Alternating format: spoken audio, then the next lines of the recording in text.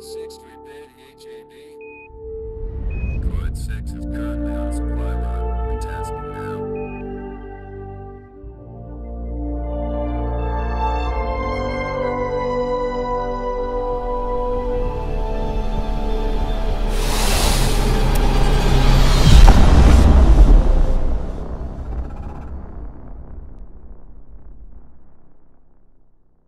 Hasn't heard yet of Osiris New Dawn, what's the high-level overview of what is this game? Okay, so Osiris New Dawn is what we're calling an open universe multiplayer sci-fi survival game. Wow. Yeah. Okay, and why did you choose that genre? Why does it fit there? Well, we went with kind of our inspiration was movies. We didn't really look at a lot of other games. We looked at movies like The Martian and Prometheus. We love Ridley Scott's movies because they're very kind of, immersive, and they really kind of put you there. The Aliens, franchise and all that kind of thing. So we looked at that and thought, well, what if you took the movie Prometheus and you made it a survival game? Cool. And that was kind of the beginning of it, and then we worked the gameplay from that point. Like, what if you crash landed, in the near future on another planet? What would it actually be like? I totally saw Martian the first time I saw this. Yes. Game, Yeah. So. And I just from the title screen, first look, I asked if that was the actual game because it looks fantastic. Just that one screen. So I'm hoping that and this is exactly what he said. He goes, you haven't seen anything yet. Yeah, people really respond to just kind of the technology that we put into the game. This is all near future. This isn't 300 years in the future. This is like 40, 50 years in the future, and there's a reason for that. We want you to feel vulnerable in your spacesuit. We keep track of course, we keep track of your oxygen, but it's not the quest for oxygen game. Your oxygen actually replenishes. Okay. So that's not really a thing, right? But you do have to keep track of your suit and whether or not it gets punctured, and if it does, you have to repair it. There's atmospheric pressure you have to pay attention to. There's a temperature. Every planet is going to have its own sort of properties on its gravity and all that sort of thing, and you have to adapt to that. You have to keep that in mind. You said every planet, meaning you go to multiple planets? Multiple planets. Okay. Yeah. We're launching with 2 planets, and we're looking at the first one here. This is one we call Proteus 2. Which is actually a moon of a gas giant called Theseus Prime. Okay. All of these planets are loosely scientifically based off of the Gliese 152 system. I have no idea what that is. Yeah. I know all of us are like, You never heard of the Gliese system? We kind of what are you, geeking out, idiot? Yeah. do you know a lot about space now after this game? I would We've imagine. immersed ourselves. It's a really fascinating genre. Like when we first approached the genre 5 years ago, we were like, okay, well, sci-fi. There's great movies. There's some great games. There's a lot you could do with sci-fi. But what we really did was started to look at the science of it and what's going on today with space travel, how NASA's getting back into it, how space travel's becoming more, there's companies like SpaceX, for instance, that are now doing. So there's really kind of this emergence of, yes, we could go back to the moon. We could go to Mars. We could do all these things, and we should as a people. Man, I'm so glad you said that, because I am in that same exact boat. We should should forget all of our conflicts and focus on getting off this planet and going to other places. We should definitely be a multi-planetary species. I am fully, I fully believe that, for the good of ourselves. Absolutely. I think it would actually do so much to the economy if we had, civilizations on Mars. Yeah. Or we're kind of getting off track a little bit here. This is getting really philosophical here. Yeah, I know. Well, that's what happens. Asked a lot of really great questions. With the vastness of space, a lot of topics come up. Yeah. But I've already seen so many things in this game that I keep being like, ooh, cool, yeah. ooh, cool. Yeah, ooh, talk cool. about the animations. Right, yeah. So we completely geeked out 100% on every aspect of this game. Like the movement of the character, like when he pulls out different weapons, we have different stances that he goes into. Also, look at the foot movement here too. We have intelligent foot movement, so when he's going up over things, yes, like a side. One knee is up higher than the other, and so on. This isn't just canned animation where we're just having him like, oh, it's just a character collider going over things. Like, no, yeah. Floaty moon boots. We have hover. Floaty moon boots. Rocket Man. Yeah. Exactly. And then even when he's hovering, we actually have inertia and everything on the feet to kind of handle his hover. Dude, I'm sorry. I hate to like stop the action, but can you go back over to that mound and just get close to the mound? I just want to like look at the detail on the dirt. Yeah. I'm just sorry. Like it looks so fantastic. No. Yeah, we really took a lot of pride in all the detail. We wanted to make you feel like you're really there. We started with the immersion factor of the game and worked it out from there. There's also a full first-person mode. So if you go to that, boom. So all the camera, I love it. Camera swaying, weapon swaying, all the details that you expect in a first person are all there. Is that a space hammer? Everybody needs a space all hammer. the toys that, like, whenever I'm playing like a role-playing adventure or something, I'm always like, boots that make me fly. Yep. Cool hammer. Like, so we're all set, actually. Good. I'm glad we did that for you specifically. Thanks. I appreciate that. We had I'm glad you feeling. knew that much about me that you would make that game for me. Yeah, thanks. What is this that we're looking at? Are you building a yurt? So you're making an inflatable dome, and this is sort of the first kind of temporary base that you could create for yourself. This is something that you could bring with you on long journeys or whatever. It has a shelf life. Once you do put it up, it only lasts for a handful of days. Oh, okay. But it is a pressurized environment where you could go in and you could save your progress, and then if you were to die, you would start from here. Oh, okay. Yep. Nice. That And makes sense. then wherever your character died, he would be out in the world, and you have to go find him and get your inventory back. Oh, wow. Okay. Quick question. Now, are these lands? Did you make these lands? Or are they generated or?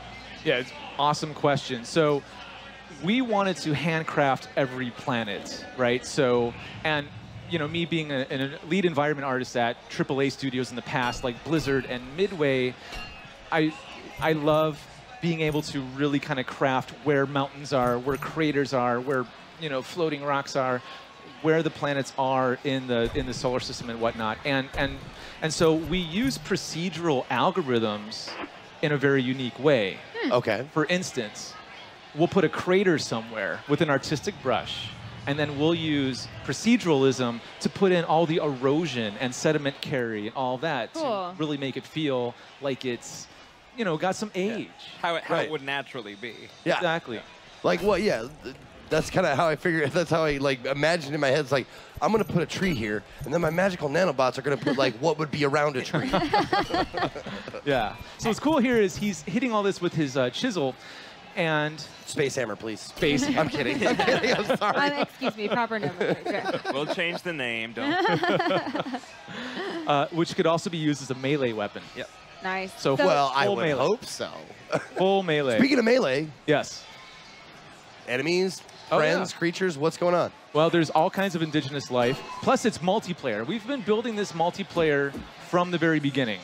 Really? Yes. So And- you can actually meet other people on other planets, unlike, another. I'm kidding. I'm Unlike kidding. some competitor. Yeah, another game that we're not going to mention.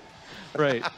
Right. Yeah, we're shooting for what, between 30 and 40 people Per planet. Yeah. So Ah. there's an instance of the universe with all these multiple planets, but we're hoping that we could fit between 30 and 40. We're just a two-man team, so we haven't really been able to test like how many people we could throw in here yet. Right. But that's something that we're hopefully We'll going to help find you out. if you want. We volunteer to be thrown in. Oh, yeah. Perfect. Absolutely. Awesome. Another cool aspect that I like what they've done with building and crafting in this game is you have to actually build each individual wall of your structure, but unlike just building a normal wall, I can actually, in a hurry, if an alien's coming, I can build it halfway, and now it's just a weakened wall. Oh, Oh, okay. neat. So all the crafting, you get all the structures, if you're getting chased by some giant monster, and you just need a shelter really quick. That's what I was gonna say. Like you just like really slap together like a Yeah. shelter, like a lean-to or something.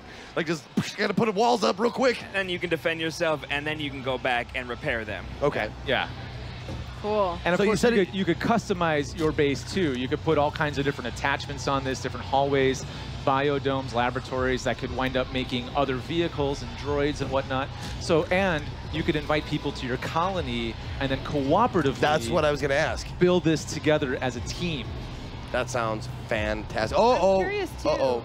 So Dust Storm. Dust Storm. Storms, yeah. What's cool is we actually made it so that your suit accumulates dust on it over time. Wow. And then in a dust storm, that accumulation rate is raised. So he'll actually get pretty pretty dusty. Do you have to like clean your suit, or does it just look worn out after a while? You can clean your suit, Awesome. and then if it rains, it'll wash off. Oh wow.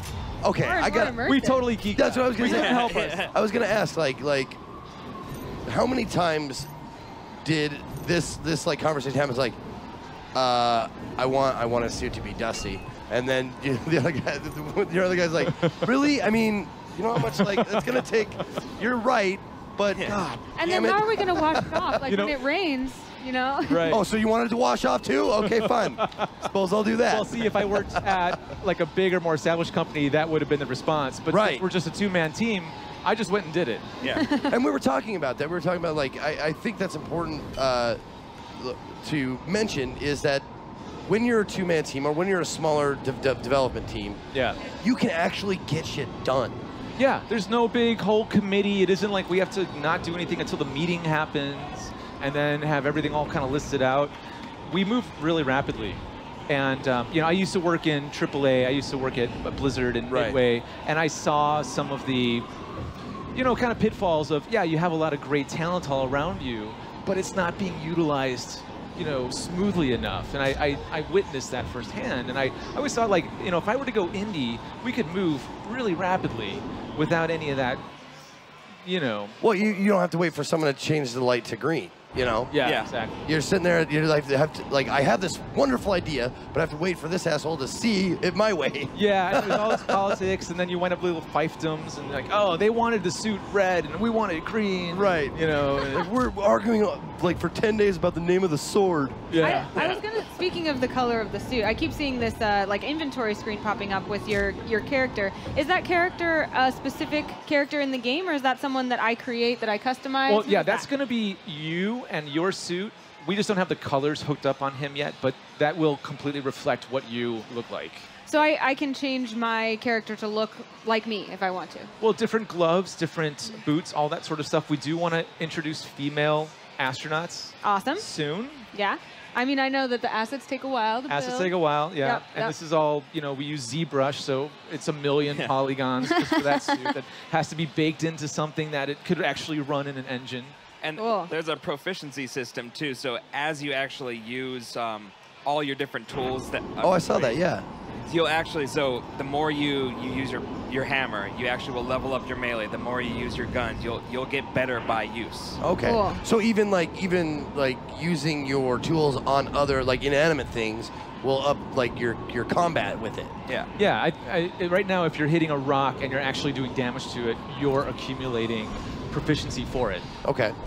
Practice makes perfect. Kind of like a musical instrument, you know? Yeah. Like, you just get better over time. Right. Sure. Yeah.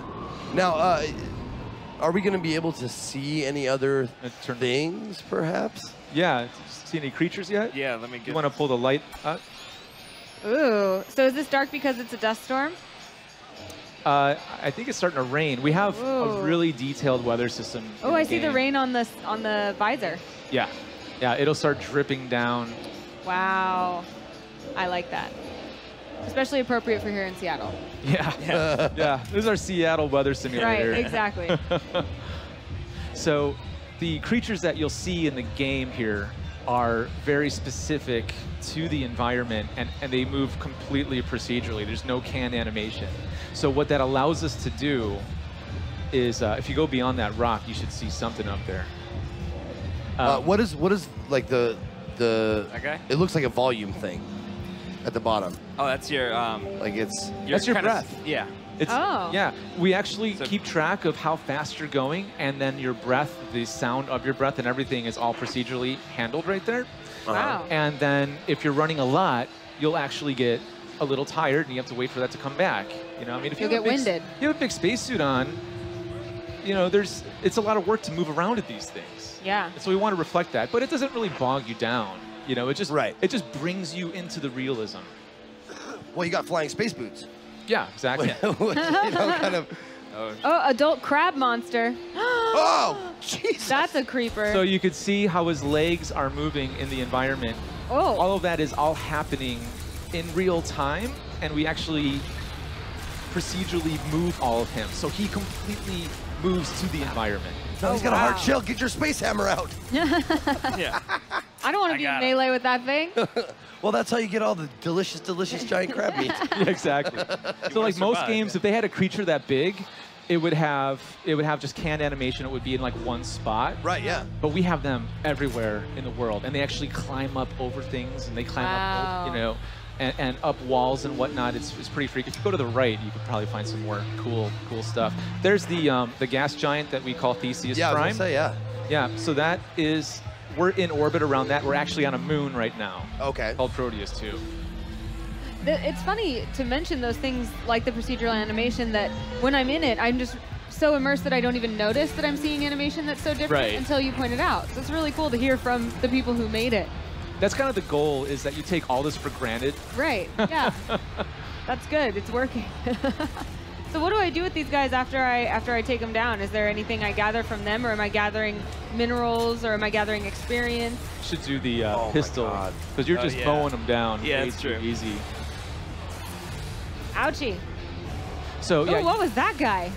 he's called a Skelobite, and he's one of our Serpentine creatures. So this is an example of how different our creatures are on this planet. Whoa. They have a completely different way of movement, and these are also procedurally moved. This is a Serpentine movement where we actually keep track of all the bones of the Serpentine and have them follow just like a real snake does. Over That one is creepy. So that conversation, like, you want him to have bones? Of How course. many bones? Yeah. A lot? All right. It's usually me coming up with all this ridiculous stuff. Yeah. And then my programmer, Manny, he's like, really? How are we going to do that? I mean, we took forever on just getting the Crab Monster leg moving, like really good. Well, it looks like you took forever. It really does. It looks like how much work that you put into, because the devil's in the details. Absolutely. And Yeah. we knew that. And we knew we wanted immersion, right? We knew we were going to have base building. We knew we were going to have vehicles. We knew we were going to have multiplayer. So Sure. a lot of that stuff is going to be taken care of. But we really wanted to make you feel like you're really there. Big question now. Is there an object to the game? There is. It is colonize the solar system. Oh, cool. So it's about building out my base, Yeah, building a inviting society. your friends, building Okay. a society, having everything all kind of work together. You'll be able to fortify your base and keep exploring and expanding your colony further among, the solar system. So it really does speak to that we should go beyond our planet and create Yeah. other places to live idea. Now the converse, I want to, because it's multiplayer, and we talked about, oh yeah, we can all work together. Yeah. Can we work against each other? Right, well, that's where the different factions come into play. Okay. Right, so we have the two factions, right? This faction that he's in right now is called the United Nations of Earth, which Okay. is kind of like the globalization government, right? These are the good guys. Okay. The other guys are called the Outlanders. And they are Oh. kind of like the space pirates. They have all kind of dark colors and stuff. Okay. You wanna have fun you with said you said two very magical and important words just now. Different Space colors. pirates. They're like was this. the- Everybody loves space pirates. Who doesn't? If Your you're eyes playing a turned into sci-fi little game, hearts there. Yeah, I did. I was like, yay, space pirates. Yar! I'm sorry. I'll you should stop, show I'll him. You stop. should show him the giant creature, by the way. Yes, Ooh. yes, please. Those do serpentine you- ones were the Okay, so let's do this. We're gonna change the weather. Okay. Go. Oh. Yeah, this is nice and sunny. What? Sunny days. Yeah. So go straight into that crater, and Tropical all of a sudden. and we should run into something fierce. Yeah. Keep going. Just keep What's going. happening? We've got Wormsign. Keep going straight. Oh my gosh. He's getting warmed up. Yeah, the anticipation. There he goes. Whoa. Oh my. So we have giant worms. Dude, Well, giant space worms, no less. Yes. the spice must flow. Whoa! And he's like diving through the air into the ground. Yeah. So we still have to work on the effects and stuff, Sure. but we're only going in early access. Yep. We're a small team, but we haven't gotten to putting in all the particles and the camera shake, but that's all going in. But dude, that honestly it gave me chills. That looked fantastic. Because I'm a big fan of Dune. Oh yeah. And that Sure. kind of Who stuff. isn't? Yeah. So I was like, oh, Muad'Dib. Here, why don't we do this? Let's show some of the vehicles. Please, yes. Ooh. All right, here we go. Here is the hover Nice. bike. Nice. And for anybody that wants to play this and is at PAX, booth 114, come Booth try it out. 114. Remember that. Now, did you just like And then here. ask yourself like, okay, what are the coolest things from every sci-fi movie? Yeah. We're gonna take this. Yeah. We're gonna use well, this. that's what's cool about starting your own IP, right? Is we're not bogged down or kind of pigeonholed, right. painted into a corner, if you will. Yeah. We could do whatever we want, and we just had a lot of fun with it. Yeah. No one's there to like naysay you all the time. Like, Right. yeah, we didn't have that. Right. Well, I Space mean, bikes. I worked on StarCraft Ghosts, Oh, okay. and so a lot of it was, you know, we couldn't really expand too far, and you kind of don't want to. It's a beloved Right. IP, so Right. you want to give the fans what they want. In this case, we wanted to just take what we really enjoy about sci-fi and put it all together. Here's something that's really cool too that we just put in, is we have vehicle damage that you could fix. Oh, and then we have shooting too. Yeah. Check that out. Pew pew pew. Pew, pew. Sweet. Those Serpentine ones are they give me the heebie-jeebies when they're coming straight at you. Oh, you haven't seen nothing. There's I love there's that creatures the that'll ship. give you nightmares. I love the ship isn't static. Yeah. Oh yeah, Like I mean, the pieces of it move. well, and all the physics of it is actually 100% accurate. We have stabilizers on it, and if the stabilizers get broken, you'll start dipping to one side Oh. until you go and repair it. Cool. That's pretty bad. We couldn't help ourselves. We're like, if we're gonna do it, let's just go all the way. Right. you know? And well, it shows like, I mean, 5 years of making a game. Yeah. Like, you better love it. Oh, absolutely. So here, why don't you jump out, and then I'll show you how to fix. So if you look at the, and I'm going to change the time of day Okay. here. Go back the other way. Okay, so let's make it sunny again so we can see everything. Now pull out, go to first person, and pull out your repair tool. Now take a look at that thruster right there, or that stabilizer. It's busted. Yeah, see how it's busted? Now go and hit repair on it. Look at that. Keep doing it. Oh, okay. You're actually fixing the vehicle. And Wow, I'm so resourceful. Fixing Yeah. my bike. Well, and that's the Exactly. thing. Like, I would break we're one teaching side. players to take care of their stuff. I like Yeah, it. yeah. I would break one side on purpose so it looked like I had hydraulics. You know, So you're like like, rolling in my 6'4". And Yeah. Your gangster yeah, astronaut. exactly. Got my gangsta lean on. Right. I'm curious because we're talking about immersion. How am I going to be able to play this game? What platforms am I going to be able to play it on? We're coming out to Steam first. We're coming out to Steam this month, Really? September. Yeah. Wow. And that's early access. Early access. Very cool. And we Awesome. just want to build it with the audience. We want to get some feedback, see what people like, what they don't like. You know, because we realize we're not the masters. You know, we have things that we like to do, but you know, we want to make this for the people. Right. And Yeah. that was my next question. So, like, why early access? And it's because. Yeah, because you know we want to hear what people respond to. You know, and if they want more planets sooner than say some other feature like new classes of Right. characters. You know, 'cause Right. we have 3 different character classes planned. Then we'll put the priority on that. And we want to be completely honest and upfront about what is in the build and what is not Right. in there.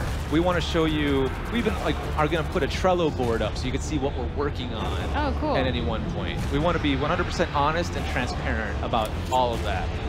Look at him go up that hill. Look at his little spine crawling up there. Not anymore. Oh my goodness. So early access, which day in December did you say? No, This month. September. This This month. Or month. sorry, it's Yeah. not September is what I meant. I'm already at Christmas. No, I'm excited because Yeah. he said this month, and I cannot wait to get my hands on it. I've always been a fan of sci-fi. Film the rover. Yeah, yeah. I love the Okay, look to actual the like left. more realistic approach Yep. to like planetary Totally. exploration. The nice thing is because it's not set so far in the future, it's almost believable of like, this is not that far off that we could be actually experiencing something like this in our life.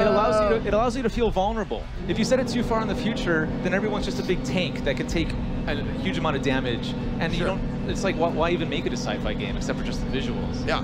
But if you make it near future, then they're vulnerable, and then it adds a survival horror element to it. Like you have to pay attention. You can't just go guns blazing all the time.